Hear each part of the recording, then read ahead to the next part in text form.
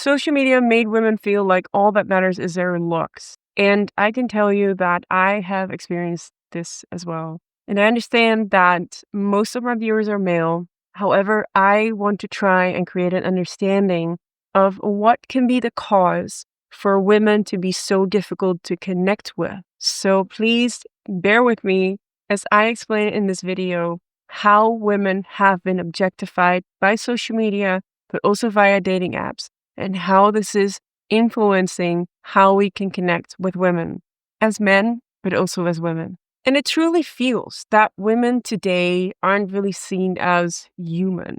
They're more seen as content generating machines that can pull in as much likes and as much digital attention as possible. And many women do this via unrealistic filters or actual physical body modifications like plastic surgery to get that attention, to get those likes. And if you think of it, it's really weird because this is attention that we get from people that we don't even know.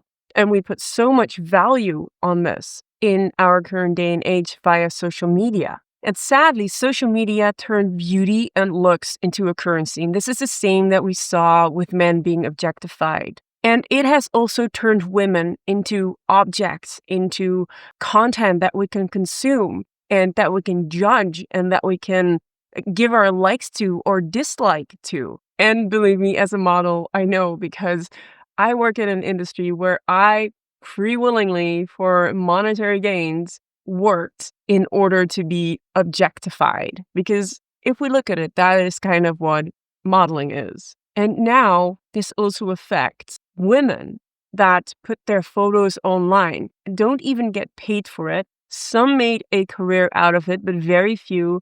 But all women are now affected by this. Now, in this video, I want to talk about how women are being objectified in our current day society and on social media platforms. And I hope that it will help generate understanding for both sides, for men and women. Because if men suffer, women suffer. And if women suffer, men suffer. We need to understand that we're connected in that way. So I hope that you will stick around and watch this video to get a better understanding of the broader issue that we face, on how it's so difficult to make genuine connection. We find it all very, very difficult to show up authentically.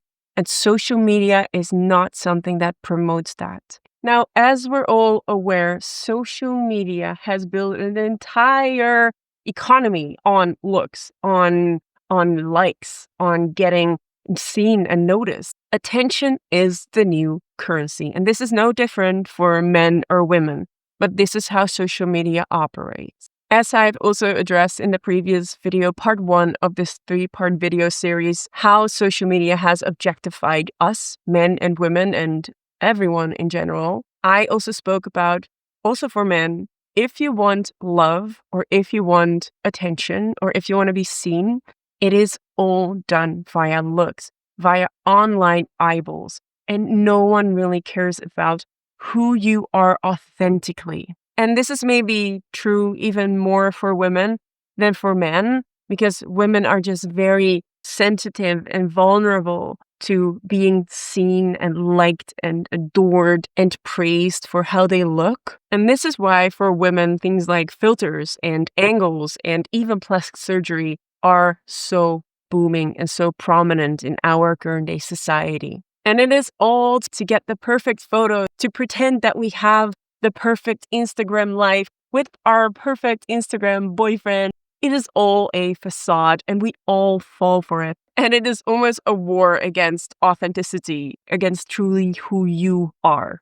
Now, the paradox is that this drive to constantly perform and constantly look perfect doesn't only hurt women. It hurts relationships. It hurts love. It hurts connection. We can only connect on an authentic level with another person. And if what we do is try to push away that authenticity, if we try to hide who we truly are via filters, via photoshopping, then there's nothing to connect to. We do not know who we are, so we cannot even find a perfect partner or a partner who matches us perfectly because we do not even know who we are. social media is training us to not know who we are and become like the perfect image that we have all generated online together. And sadly, as many of my male viewers know, women follow this toxic paradigm of online gurus or online trends that they think that they need to be like. And this is what they apply in their dating life, in their social life. And this is what makes women so notoriously hard to connect with in love and relationship, and even in friendships, as I have experienced with female friends. But we need to understand that this comes from a fear of being authentically who you are. All we see online is how we should be. And if we know deep down inside, I am not like that, that means that I'm not likable for who I am. So I work harder to become as the ideal image that we see online so that I push myself away or who I truly am. I keep up that front. It's the same as with the men, how they are trained to be objectified by only showing the riches or only chasing to become successful and providing and rich. But deep down in their heart, they might have a different desire, but are afraid to show that. And what is the problem with constantly performing, constantly trying to be someone else? Is that you can't connect because you're not connecting with yourself, so you cannot connect with other people. And this is also a big issue that we see in dating. Many men say that the date feels very transactional and that it's very hard to connect with women these days because they're not open, they're not warm, they're not vulnerably and authentically showing who they are, and they keep up a mask and a front of how they think they need to behave. Or this is how you should treat men, or this is how you should behave on the first date. This is a woman that was structured and constructed by social media. And in this way, she is actually objectifying herself. The same with men. When men chase riches and when men try to only boast about what they have, the successes that they have, or the status that they have, they are objectifying themselves because they follow toxic paradigms that they have seen and heard online. This is how women look online, how the perfect woman or the perfect girlfriend looks online. This is how I shall be. And I will perform and work hard to become this person because then, as promised online, I will be successful. Now, let's talk a bit about the beauty economy. And social media is full of it. But sadly, women are very, very, very sensitive and vulnerable to this kind of content. Women constantly compare themselves to other women to see if they're still, a good potential date, if they're still attractive. And this is why you see women changing their shape, adapting to the times to fit the mold of what is the beauty standard of that time. I mean, I remember only a couple of years ago that it was very hip to have a very narrow waist and Kim Kardashian hips. And you don't see that anywhere nowadays anymore. Thank God, because it was weird. That was weird stuff. But there you can see how far women go to modify their body. And the crazy thing is that women control this. It's not men that put out these beauty standards. Men respond to it. Men like these kind of things because men think like, oh, this is the way women look these days. But women are the ones that shape the beauty standard. And this is because women copy each other. Like, let's take the example of Kim Kardashian again. She was very popular, got all the attention. So then women think like, oh, that's what I gotta do. I gotta look like her because she's successful. She gets all the attention. So apparently, this is how the ideal woman should look. And nowadays, of course, you see it with fitness models or on the other end, women that do a lot of plastic surgery. Now, I got some stats about that.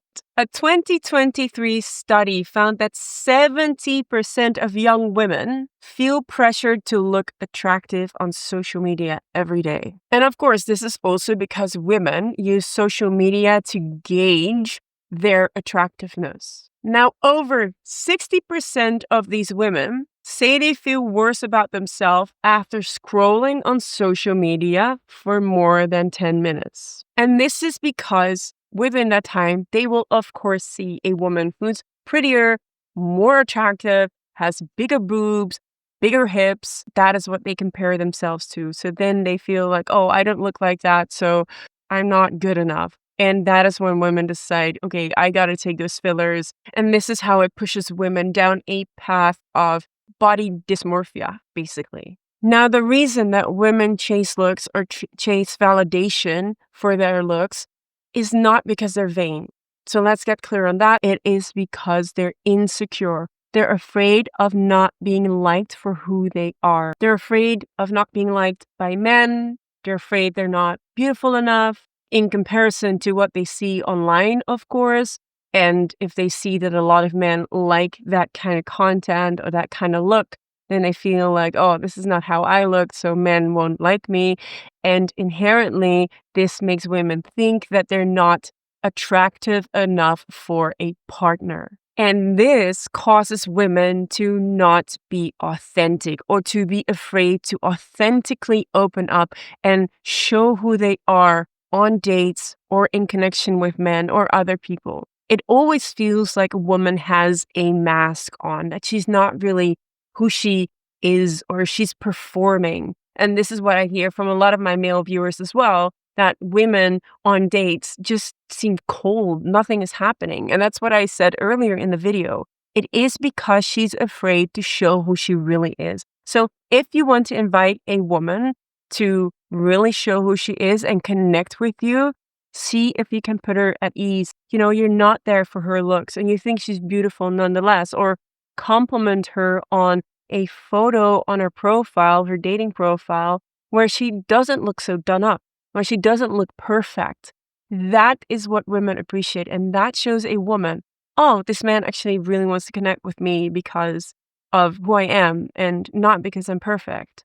And I have heard of women that, you know, slept with a man and they wake up before the man. They set an alarm. They wake up and they go to the bathroom, put on makeup, and go back to bed to just wake him up looking all perfect. And that is just crazy that women are so afraid to be seen for who they are underneath the mask that they keep up, that front that they keep up. Because this is what they've been taught by social media. Because you're trying to connect with a fabricated image. And ladies, if this is what you do, please understand that you will not be able to find a partner if you do not show up authentically as you are.